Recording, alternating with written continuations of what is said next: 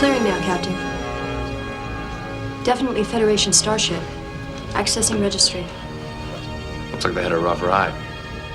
NCC 1701 C. USS Enterprise.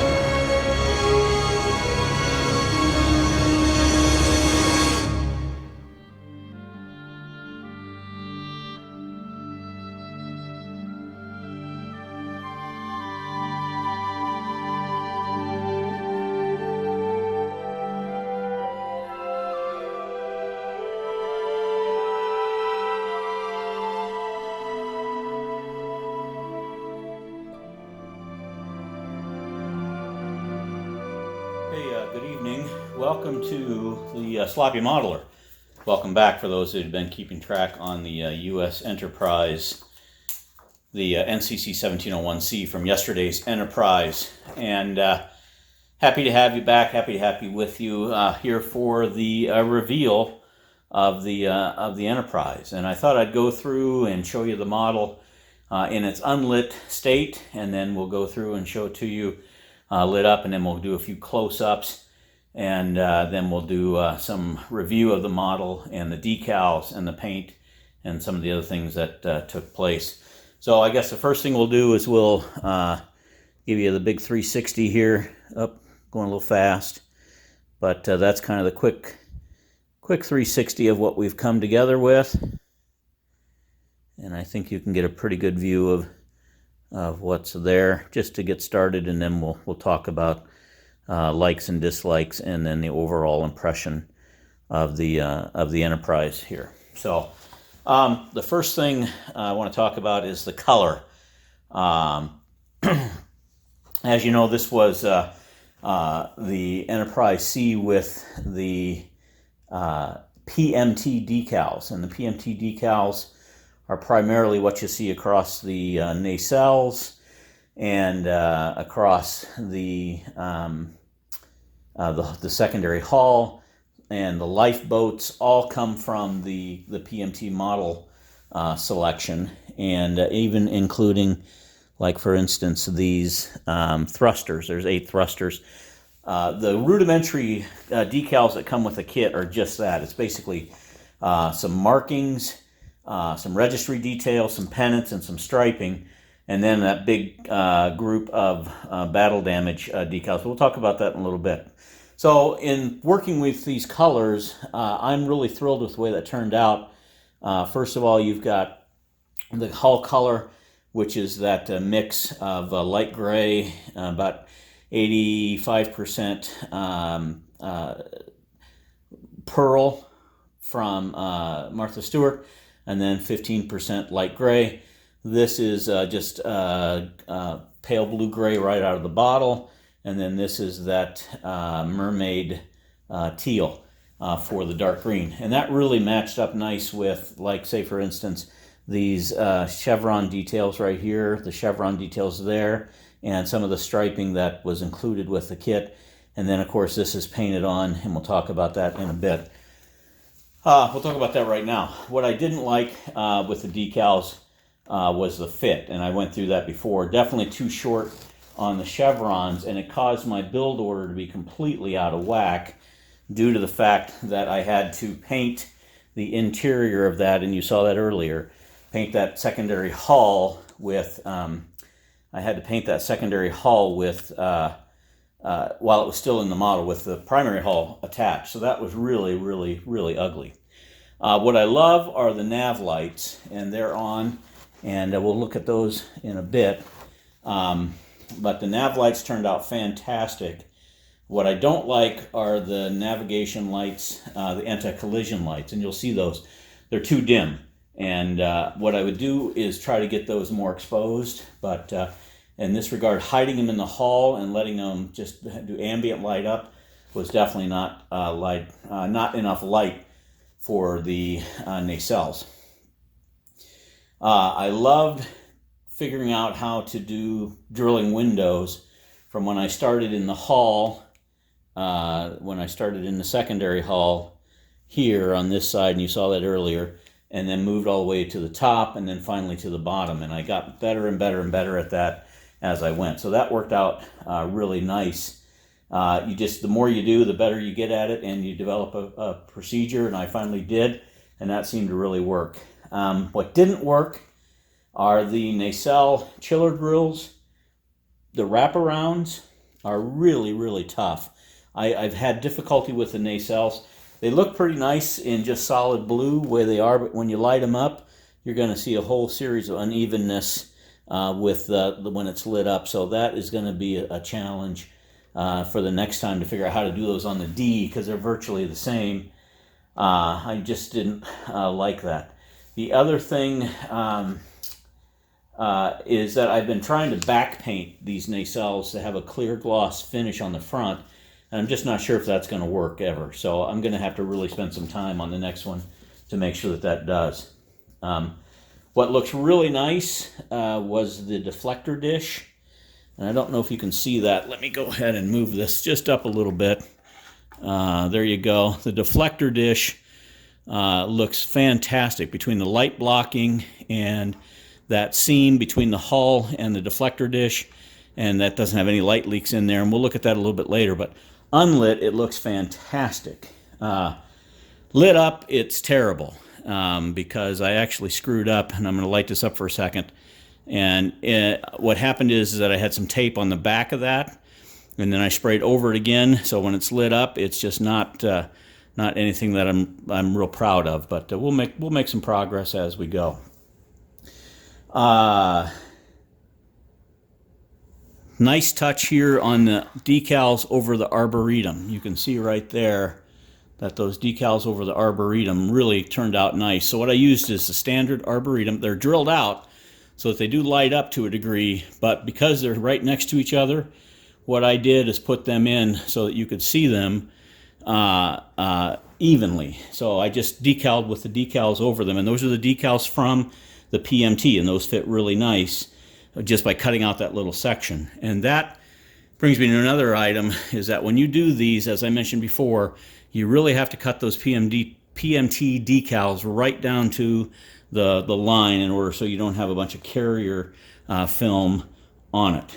On the decals, again, the other thing I don't like is how small those pennants are and how tough that is to read, especially over that green line. And I really tried hard to make that green line work for me, especially after hand painting those, and still be able to read that. So you can, but that is a bit of those are too small in my opinion. I think that they just need to be taller from top to bottom, not necessarily longer, just a little bit more scale and a little bit larger piece there. So that's one of the things that I would look for on the next one. The other nice touch that I think worked out fantastic was painting those, painting the lifeboats, painting those white first, and then attaching them, because by doing that, it really made them pop off the green. It made them pop off of the green here, made them pop off of that gray, and pop off of the color. And you can see here on the back, same thing, pop off on the color behind the white. So for the lifeboats, painting them white first before you applied them really worked well. The other challenge I had is what I call manhandling. So after working on this paint here on the secondary hull while this was attached, I was flipping and turning and twisting, and I got overspray, and just on and on and on it went. So model started to get dinged up, scratched up, marred, some smudges, just basically too much wrestling with it to really make it turn out well at that point. The other nice thing I like is the way that impulse engine looks. You can see it right there, and that is just pure white when it's turned off, but it's got the ridges in it, so I think that looked fantastic. Rather than using the decal, I painted that with black stripes in there by hand, and that looks great. The other thing that's fantastic on this model is the parts fit from the pylons, and we'll talk more about those in a minute, to these seams when that slides in. definitely the seam that's underneath, definitely the seam that's right here around that edge. And make sure we get in the screen here. That whole seam of where the saucer upper half meets the saucer lower half just turned out fantastic. I'm just really pleased with that, on how that came together on the parts fit. However, the secondary hull with the impulse engine piece was a significant amount of sanding and shaping and working with, definitely trying to get that figured out. And you can see right there, you know, the general shape of it. And because that fits in there before you want to close it up on the hull, because you're trying to wire it, it makes it a real challenge. All right. So that impulse engine fitting is really, really a challenge, but I think I got it as good as I can get it with sanding and making sure that that wasn't going to be a problem. But that secondary hull had lots of sanding to it. Filling that gap, there was a big gap in there in the C. Filling that in and then putting that red stripe right where the gap was worked out fantastic. I'm really pleased with that. And it looked really, really good. The other thing about the kit and the decals, both the PMT and the AMT decals, sorry about the camera there. That decal set, both of them, are terribly marked. To know what decal goes where and how they go in, especially with the combination of the battle damage decals over the top of the other decals.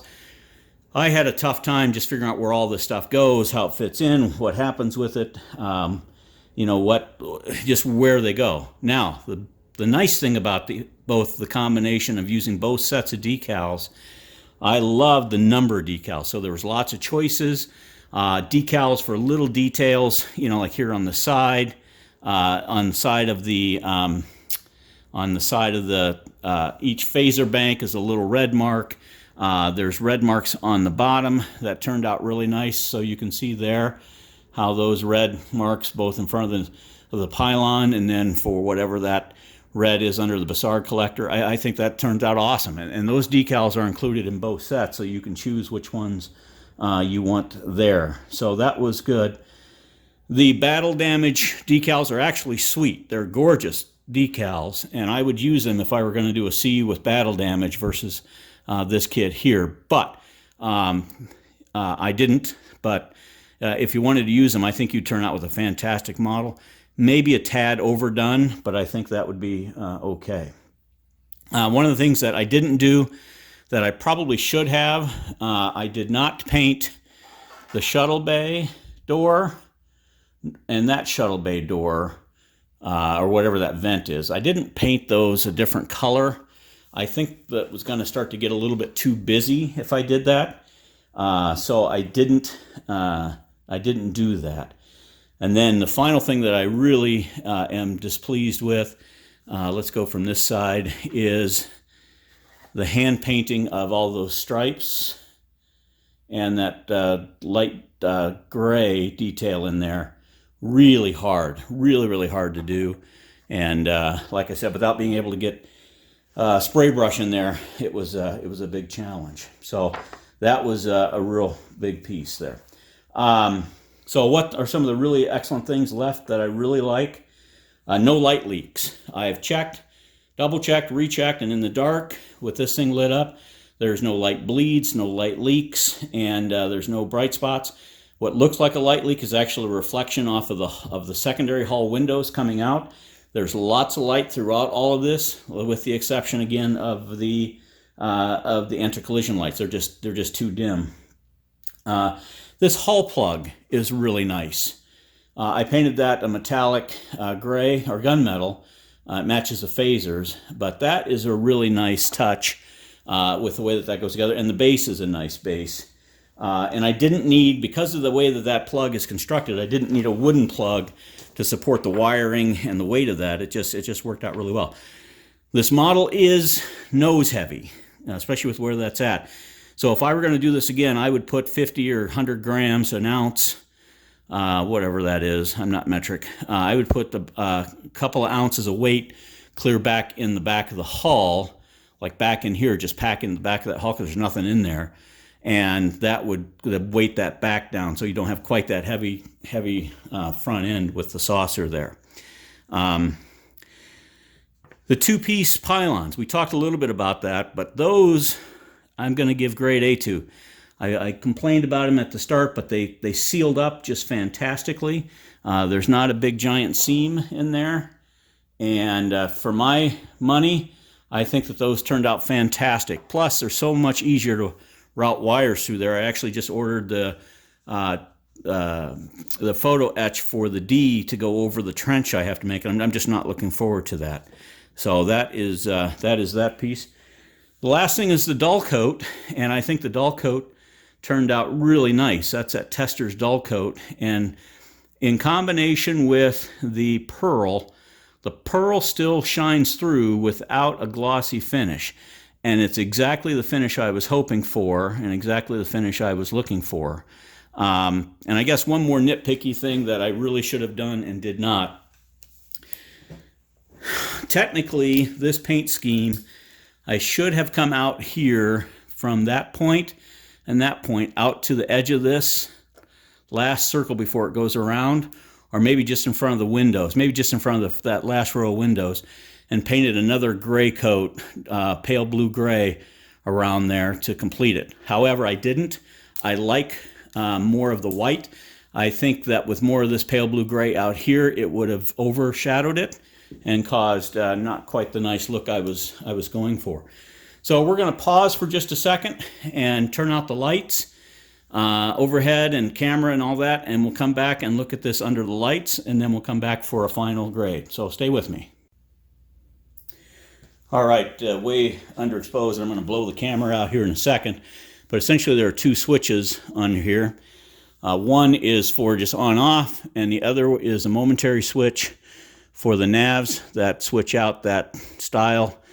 You've seen me use that before. I'm a huge fan of it, and it's got 5 different modes. There's one that ramps up and flashes and then ramps down. That's just solid on. And then my favorite is the double blink rate. So let's talk about what I really, really, really like. And the first thing is the nav lights. So green nav light on top, white there, and then a red nav light over here.